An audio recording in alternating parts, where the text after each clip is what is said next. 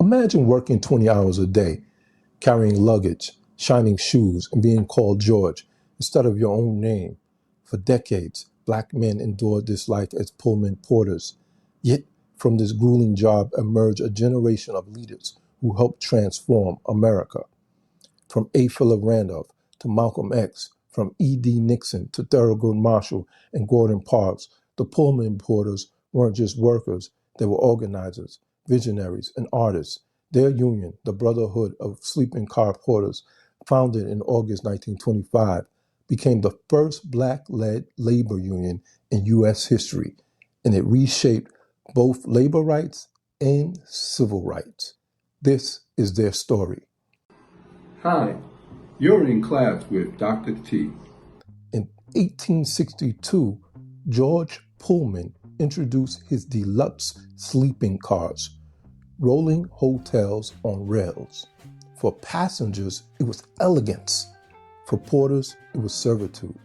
Pullman believed formerly enslaved men were quote-unquote ideal for service.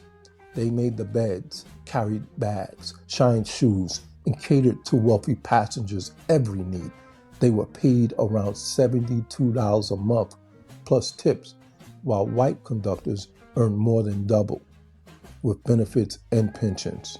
They worked 400 hours a month with no pay for time spent cleaning cars or waiting between trips. They even bought their own uniforms and meals. Yet, within black communities, these jobs mattered. Porters were respected as some of the best paid black men in town. As one historian said, it was the best job in the black community and the worst job on the train. Black leaders had long tried to unionize. Tobacco workers in Richmond, dock workers in New Orleans, miners in the South, they all faced the same wall, exclusion from white-dominated unions. That's why the Brotherhood of Sleeping Car Porters, launched in August 1925 by A. Philip Randolph, was revolutionary. For the first time, a major U.S. corporation would face a union led by black men and eventually recognize it. A. Philip Randolph, a fiery labor organizer, became the voice of the porters. His slogan, "Fight or be slaves." For a decade, Pullman fought back, firing organized, sending spies, intimidating families. But the porters persisted. They held secret meetings, sometimes crossing into Canada, where they could organize without as much surveillance.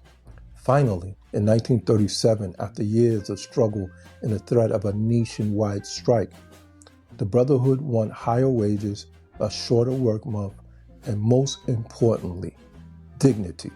But the story didn't end there. The union became a springboard for civil rights, producing leaders who would shape America's future. One of the most influential porters was Edgar Daniel Nixon, or E.D. Nixon. He was from Montgomery, Alabama. Nixon spent years traveling on the rails, seeing both the indignities of Jim Crow and the strength of black workers. As a union leader in the Brotherhood, Nixon learned how to organize, how to hold meetings, mobilize communities, and challenge power. Those skills became crucial in 1955 when a young woman by the name of Rosa Parks was arrested for refusing to give up her bus seat. It was Nixon who bailed Parks out of jail. It was Nixon again who worked with the NAACP and local ministers to launch the Montgomery boycott, a protest that lasted over a year and capitulated Dr. Martin Luther King Jr. into national leadership.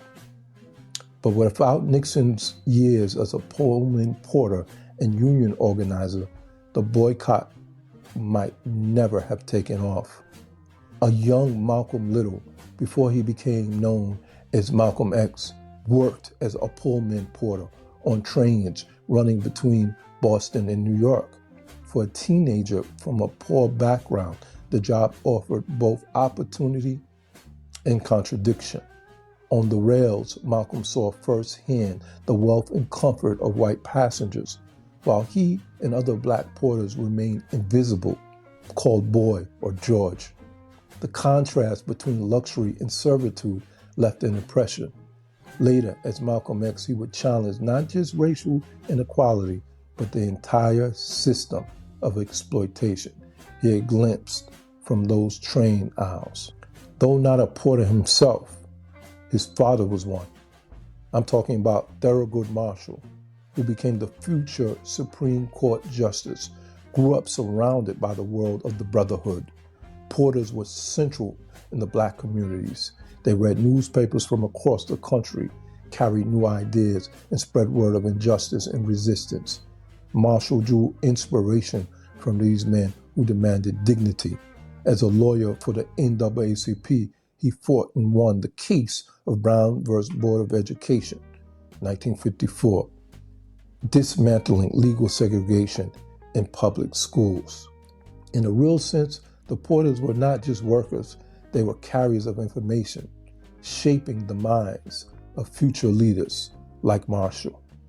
Gordon Parks worked as a porter in the 1930s. Traveling the rails, he encountered both dignity and discrimination.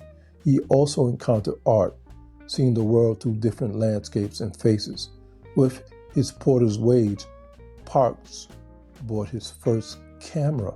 That camera would change everything. He went on to become one of the greatest photographers in American history, capturing images of poverty, race, and humanity for Life magazine. Later, he became a filmmaker, directing The Learning Tree and one of black cinema's most important movies, Shaft. Without the Pullman porter job, Parks may never have found his path. The rails gave him not just money, but a vision. And then there was A. Philip Randolph. He wasn't just the founder of the Brotherhood, he was its moral compass. In 1941, Randolph pressured President Franklin Roosevelt with the threat of a march on Washington to demand equal rights and defense jobs. Roosevelt caved, signing an executive order banning racial discrimination in war industries. In 1963, Randolph stood alongside Dr. King at the March on Washington for jobs and freedom.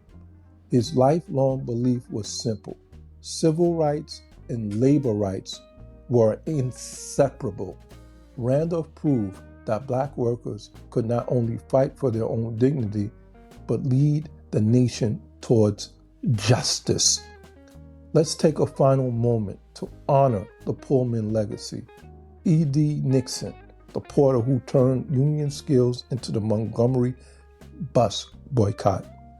Malcolm X, who saw the contradictions of race and wealth on the rails before becoming a revolutionary voice.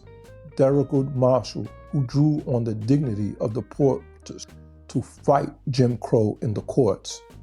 Gordon Parks, who used the camera he bought with Pullman wages to tell the story of Black America. And A. Philip Randolph, who proved that organized black labor could transform a nation.